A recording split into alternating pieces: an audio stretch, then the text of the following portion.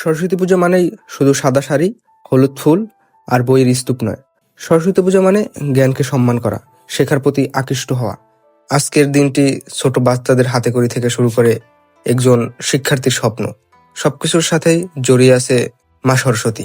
তিনি আমাদের শেখায় ভয় নয়, শেখা সাহস, মুখস্থ নয়, বোঝার ক্ষমতা, অজ্ঞাত নয়, জ্ঞানই শক্তি। আজ আমরা বইয়ের সামনে মাথা নত করি, কিন্তু আসলে মাথা নত করি নিজেকে ভালো মানুষ বানানোর পথে। যে কলমকে আমরা সারা বছর হাতে ধরি, আজকে সেই কলমকে মাথা ছুঁয়ে প্রণাম করি, কারণ জ্ঞান কখনো ছোট নয়, আর শেখা কখনো শেষ হয় না। আজকের দিনে একটা প্রতিজ্ঞা করি, শেখা কখনো থামাবো না, জ্ঞানের আলো ছড়িয়ে দেব চারপাশে। শুভ সরস্বতী পুজো। মা সরস্বতী আমাদের সকলের জ্ঞান, বুদ্ধি আর মানবিকতার দান করুক। হিন্দু ধর্ম অনুযায়ী মা সরস্বতী হলেন বিদ্যা, জ্ঞান, বুদ্ধি, সংস্কৃতি ও শিল্পের দেবী। তিনি শুধু পড়াশোনার দেবী নয়, তিনি মানুষকে ভালো মন্দ বোঝার শক্তি দেয়।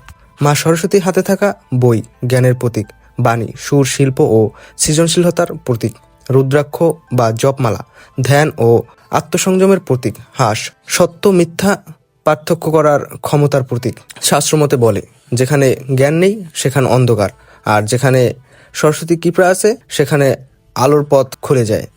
এই কারণেই হিন্দু ধর্মের বিদ্যার শুরুতে হাতেখড়ি দেওয়া হয় এবং বিদ্যা উন্নতির জন্য প্রতি বছর নিয়ম করে সরস্বতী পূজা দেওয়া হয়। মা সরস্বতী আমাদের শেখান জ্ঞান শুধু নম্বর পাওয়াই নয়। মা সরস্বতী সকলকে সত্য জ্ঞান, সদ্বুদ্ধি ও সুপথে চলার শক্তি দেন। শুভ সরস্বতী পুজো।